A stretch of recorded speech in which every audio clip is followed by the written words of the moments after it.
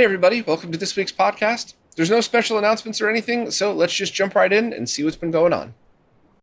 First up, developer Merzik has created a really cool way to back up and restore your Sega Saturn game save files via a custom adapter that plugs into the second controller port. This is a very cool and unique idea. The Saturn Shiro crew has a very detailed and awesome write-up right here on the site if you're interested in the full history and its evolution and all of the different things that it could do and they're aiming for. But basically, it started out as kind of like a hobby project where you have to take a Saturn extension cord, hack it up, plug it into a custom board, but now it's in one really neat sandwich design, if you will. So you could just make your own PCBs and then insert your micro SD and use it that way. There's even a demo video available if you want to get walked through exactly how to build one and use it up for backing up and restoring. So there's a ton of potential with stuff like this. First of all, if there's any possible way of being able to boot this without any kind of extra modding in there, then that would be such an easy way to just transfer saves. At the moment, it does require a pseudo Saturn SI cart, which is either a flashed action replay or a red cart, which I think so many Saturn owners already have. So right off the bat, I think a lot of people would be able to utilize this.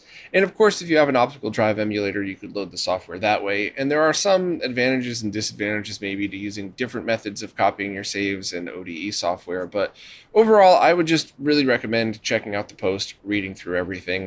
And we'll keep everybody updated as to where this thing progresses, because there's potential for launching code directly from this. So that doesn't necessarily mean we'll ever get to launch games from it, but that could end up opening up the doors for some other pretty cool stuff. So definitely check out the post from the Shiro crew, and just thanks to Merzik for working on this, because I'd love to see unique and just weird projects like this pop up out of nowhere. A demo for a brand new Dreamcast homebrew game called Driving Strikers was just released, and while the game looks like a lot of fun, it has one feature that has never been done before in Dreamcast homebrew: netplay. So the game itself looks like a couple of micro machines driving around a field using their cars to hit a soccer ball into the goal. It actually looks like a ton of fun if it were just this, but the ability to have netplay is just such an awesome and amazing Dreamcast retro nerd bragging rights, and I'm so impressed that the team was able to pull it off. Now, while it is a demo at the moment, you could download that for free on the developer's itch.io page. And of course, if you like it, consider supporting and throwing them a few bucks. But this will end up being a full game released next year that will also be released on Windows and Linux, including a Raspberry Pi build. So overall, this just looks like a ton of fun and something that any Dreamcast fan should at least look into. So please check out the Shiro crew's post on this. They had interviews with the developer and a bunch of other very cool tidbits in here, and obviously follow the project on social media and stuff. But I'm very impressed. It looks cool even without that neat feature, but the fact that there's netplay in this just makes it so unique and different. So shout out to the team for doing this, and of course, as always, thanks to the Shiro crew for covering all this stuff in such awesome detail. This week's podcast is once again sponsored by JLC PCB, and continuing where we've been off for the last 2 weeks, there are more issues that I found. One of them was my fault, and then one of them I still can't really figure out. So let me walk you all through it and see where we're at. Okay, so let's start out with the first mistake that I know that I made last week. We're obviously going to start by uploading the Gerber file, but what I forgot to do, because I was just kind of rushing through, was hit panel by customer, and then note that there are 10 columns and 5 rows. So that was the first thing that went wrong, and it's kind of embarrassing that I've done a bunch of these and just never had that issue until now. So that's the first mistake. Then we're going to continue, add PCB assembly, hit PCB assembly quantity 2, because remember, there's going to be 50 on each of these, 10 by 5, so we would have to make 100, so I definitely don't want to make 5 of them. Then confirm. And then on the next page, of course, you're going to go and upload your bill of materials and then the pick and place file.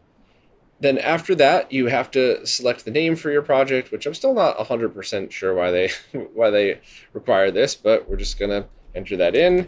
And then here is the second thing that I got wrong, and I'm still not 100% sure when you would want to select either of these. So I think what this means, file provided as, complete file, just proceed with my own files. I'm pretty sure that means that your pick and place file says that each individual board has been spec'd out for the components. So not just the one in the corner, but all 10 columns and all 5 rows have information on what components go on each one of those. Whereas this piece, single piece, please help me repeat the data, is probably what most of us would be using, because we really just want to spec out what's in the first PCB on this panel and then have them just repeat the data to the rest. So this was the issue that I didn't realize I made for a couple of days. But after that, let's just continue on and see where we're at from here. So of course, there is now an inventory shortage on 2 products, because that's exactly what happens today. But the cost of components seems unusually high. And I'm wondering if it's because we spec'd out components that have a minimum order of 5,000. And that is most likely an issue in the bill of materials. And I don't know if it's something that was previously available as singles and they changed it to only 5,000, because remember, part shortage, pretty much any rules go. So let's just try to replace them. This is a 100 PF 50 volt 0603 component. So we'll search for that. And there are some in stock of this one, so we'll hit select. And the price on that doesn't seem as expensive, but let's go with the next one. Search for this, same thing. 75 volt. Let's just kind of check this out. Inventory shortage on a lot of these. This does seem to be close. Yeah, I think this one will work. So I will select this, and we could now proceed. Now that it's loaded, we'll zoom in and confirm. There's 4 little components. Everything seems to line up correctly. And the price of this is a little bit higher than I expected. So I'm not sure if it's because I'm making 100 of these, which would make perfect sense, or if I could have potentially spec'd out cheaper components or components with less of a lead on them. So this is kind of interesting. Now, in a situation like this, you have to decide, do I spend just a few dollars on panels and make it myself? Or do I really want to spend this much money on a prototype that you're not sure if it's even working yet? So at this point, I'm deciding to call it. I am going to stop going about trying to do the PCB assembly and just have some basic PCBs made and make them myself. There's 3 components on here, 4 components, so it's not a big deal. It's something I could definitely handle myself. And the most important point is I'm not 100% sure that these will work or if they'll work in all scenarios. So hand manufacturing 2 or 3 of these first, then going back, figuring out what I did wrong and making a run of them that I could share with my modder friends and have them finish the testing. I think that is a much better use of my time and a much better use of JLC PCB's time, because I don't want to keep going back and forth with my rep there to have all of these made just to find out that I made a mistake in the design or something like that. So I really wanted to add this perspective, because even though I'm sure it's not exactly what JLC PCB would want me to say in these ads, I genuinely think that when I make mistakes in these, it's equally as helpful as when it all goes right. Because if it's happening to me, it's absolutely going to be happening to you at some point. So I'm going to swing back to this project in a couple of weeks after the bare PCBs arrive, and then go back and figure out what it is I did wrong. But anyway, shout out to JLC PCB for allowing me to do these the way I want, because I really like to keep this as something that I think we could all benefit from. So I'll swing back around next week with maybe a cool factory tour or something, and we'll get back around to this project after the prototypes are hand made.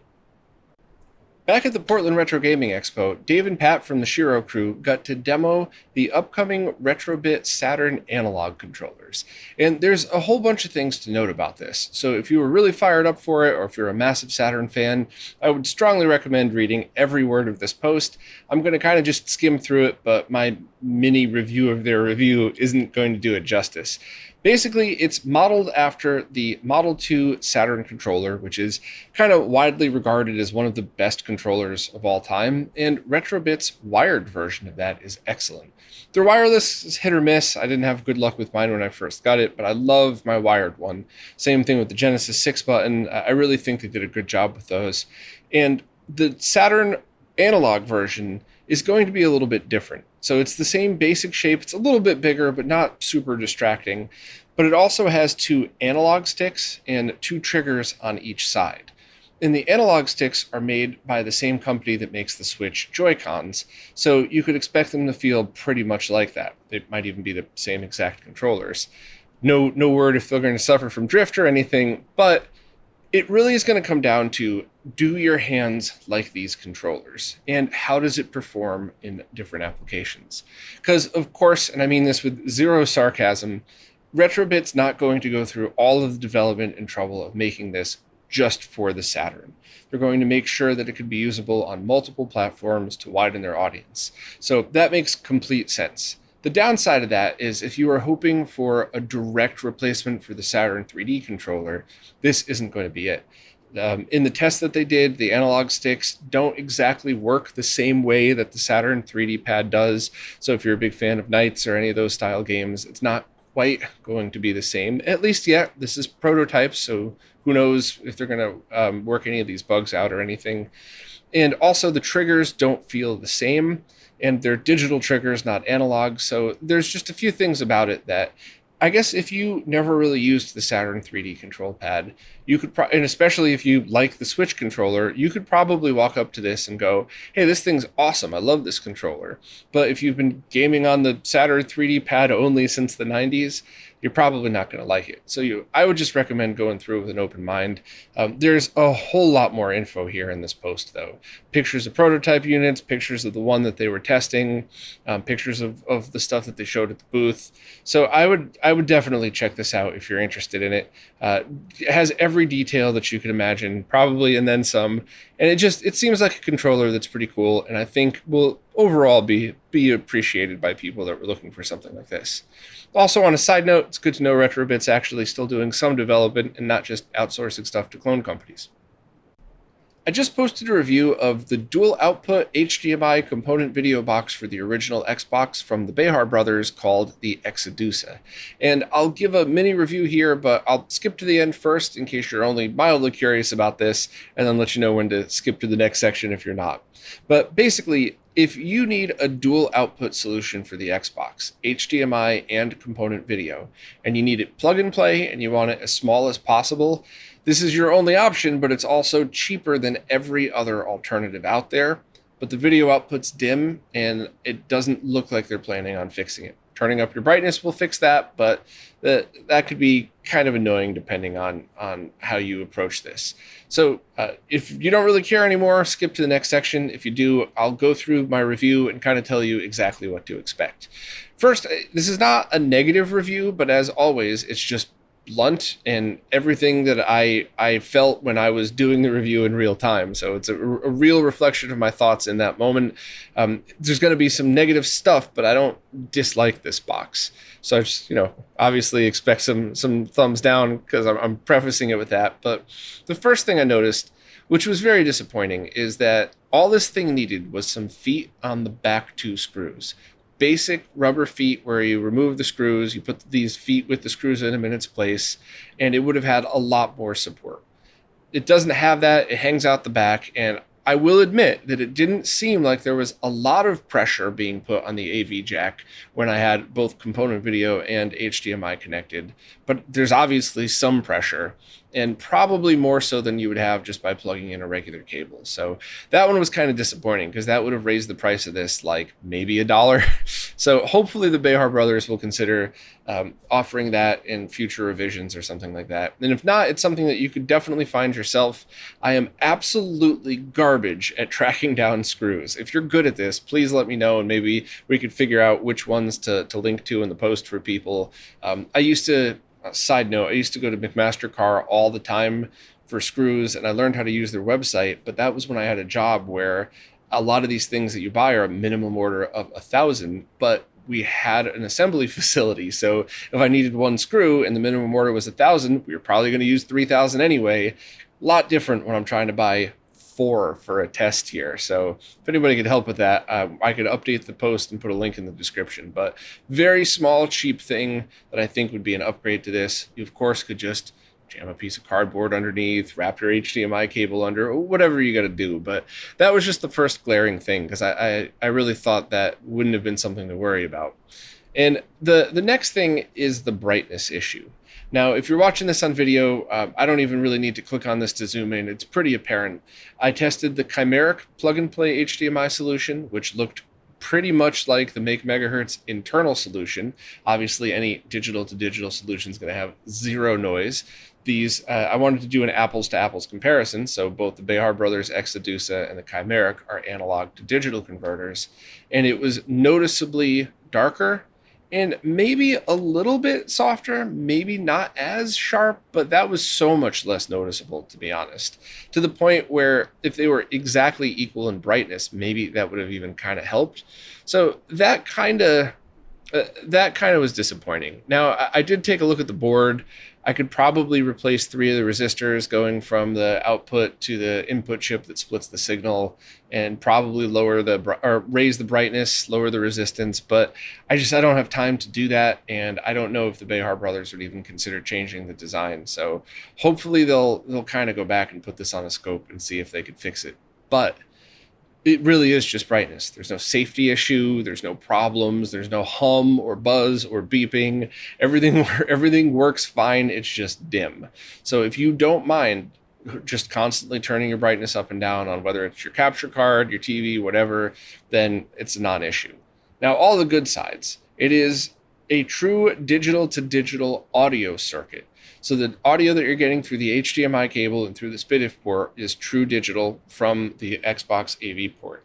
That's notable because some of those cheap, crappy adapters take analog audio and convert it to digital on their HDMI outputs, which I just don't even know why they would do that. It just goes to show you the lack of knowledge for companies. They can't even tap the signals that are already there. So those clone companies really are terrible in every way. But the Xedusa is built properly in that regard, and you're getting true digital audio. And also, the component video out, YPBPR, is available at the exact same time as the HDMI, and brightness is not affected, voltage isn't affected, which means they properly buffered the circuit so that it's not like using a Y cable, the example I always tell you not to do with video. It is properly built that way. So you're able to do true dual output, or one at a time, or analog and digital audio at the same time. It doesn't matter. If the ports are there, you could use them all, whatever. It'll just totally work. So that was always a big plus. And I did test every single resolution that the Xbox supports, 480i, 480p, 720p, 1080i, and it worked totally fine with all of those. So basically, if you were just looking for a really high quality plug and play HDMI solution, I would say go to the Chimeric. I think they've been out of stock for a long time, but part shortage, right? It's nobody's fault. If you were looking for both outputs, I would evaluate what parts you already have and kind of go from there. You know, if you already had a really good Xbox component video cable, one of the official Microsoft, or a monster cable, then maybe just look into getting a cheap analog to digital converter for $20, plug it into that, and then it'll probably be about the same, but the brightness would be correct. Or of course, if you already have one of those consoles for you, Xbox to Wii adapters, you could use some really good shielded HD Retrovision Wii component cables. That's always a good solution as well. And the digital output on that is also true digital. So shocking that I even have to mention that. I blame the clone companies and the clone cables for that. But so overall, I could say I was disappointed with the Xedusa because brightness and feet for support seemed like things that are pretty easy. But overall, I don't think it's a bad product at all. And I think especially if you're looking for both outputs and you don't have any cables for your Xbox, this is definitely going to be cheaper than getting multiple other solutions or trying to figure out a way to split signals or do any of that stuff. So I would kind of just take a look at the main Xbox page, which is going to be confusing because there's different solutions. You can't just look at the top like with the Super Nintendo RGB cables. You really got to read through the full Xbox page on RetroRGB to get a sense of what's the best solution for you. But I would kind of let that all sink in, figure out what your setup's like, and make the decision then. So this thing's not bad, but it definitely could use some feet and the brightness thing. So hopefully people will still like it and at least take advantage of the dual output capabilities. Pre-orders are now open for a vinyl version of the Resident Evil soundtrack from PlayStation 1.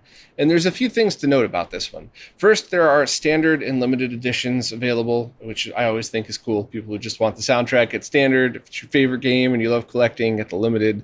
But also, their 2019 release was based on the 2002 GameCube version soundtrack. This is specifically based on the 1996 original PlayStation 1 version. And it's also expanded with the 97 arranged Resident Evil soundtrack remix.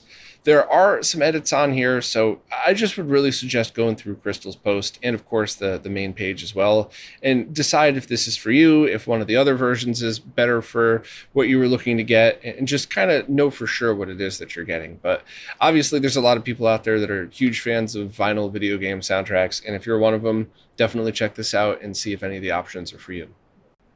The game Haunted Halloween 86 is getting an NES cartridge release and a vinyl soundtrack release.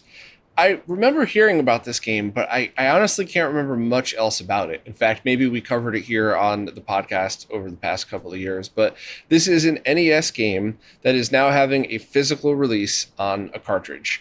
There are two different versions. You can get a gray version or a pumpkin orange version, and there's also a vinyl soundtrack to go with it.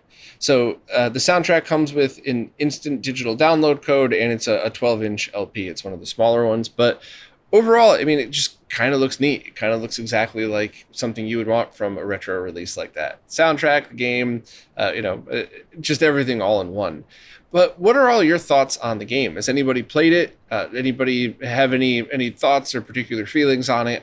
I remember hearing about it, but I can't remember anything else about it. So no disrespect whatsoever to the team or the game, but it looked neat. So I'm happy to share it here, and shout out to John for passing this one along to me. Now it's time for this week's Mr. Updates, care of Lou from Lou's Retro Source. As usual, I'm going to skim through these, and if you hear anything that piques your interest, please check out Lou's video for all the details. First up, the Clean Sweep core has all of the controls done, and some bugs are being fixed, but there's more testing to come. Hotego had to delay the release of Outrun because it looks like some sprites were causing issues, but I think he seems to have gotten over it, and we're showing pictures of it running on the Analog Pocket as well. So hopefully cross our fingers for a beta release for that one. Some work in progress posts have been shown for the Zane Slina core. Probably not pronouncing that correctly, my apologies. Mr. Add-ons has aluminum cases in stock and ready for sale. There's even a new red color that's very cool. So if you are looking for these all aluminum fanless cases, definitely pick this up. And no, you do not need a fan in them. I don't mean any disrespect by that. I just hear so many people saying, oh, that's a dangerous design, you need a fan. You don't. It's been thoroughly tested. I've owned a couple. It's totally fine. And if you like that style case, it's awesome. Definitely pick one up. A Laserdisc core, which looks to be an FPGA port of the Daphne emulator, is in development, which is pretty awesome. Because, a quick aside here, I'm a huge fan of the Doomsday Duplicator project, which is a group of people that are looking to take Laserdiscs and completely scan them, for a lack of easier explanation to that, to get as much of the data off as possible, and then you basically scan that into a giant file, and then you could then do what you want with it. Compress it down, use some different software to extract it. But one of the things that the team always talked about was a potential way to play those back through something like an FPGA board in order to emulate the exact experience of the original. So it works the same, the controls would be the same, you're just playing it off of a ripped version rather than the original. So that would be pretty cool. I really would like to see something like that. I'm sure this is focused more towards Laserdisc games, but it can't be that far of a stretch, so fingers crossed. Pierco is also working on the arcade game Express Raider by Data East. Super early in development, but that seems to be coming. There is the developer of the PCXT core held a vote on whether to use a new menu or not, and the new menu system looks similar to the AO486's core, so that's something that you should kind of check out, and if you're a fan of that, maybe kind of figure out what's the best way to go about doing it. The Ypsilon has released Update All version 2.0, and I have some good news. I have tested this on 4 different misters now. Here's your upgrade process if you already use Update All. Run it twice. That's it. Nothing else. You don't have to log into it. You don't have to remove the micro SD card.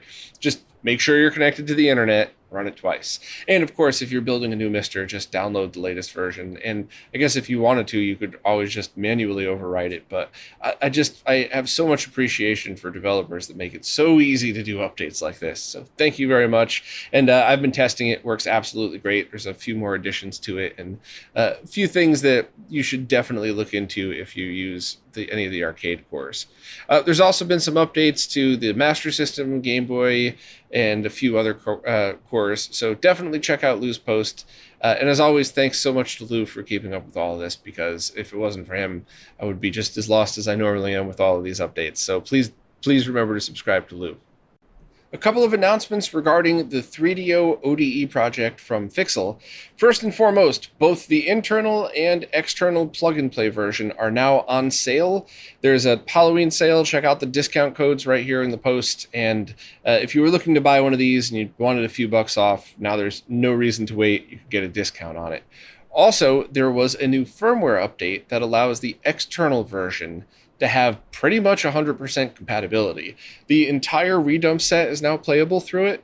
I did that live stream that I had to delete a while back because I kept getting hit with copyright strikes for a couple of seconds. The road rash music here and there, it's kind of annoying. But all of the games work completely now, so that is pretty awesome. Updating is basically just as easy as dropping the update file on the root of the SD card, booting, hitting X, and then hitting update ODE. Can't really get any easier than that.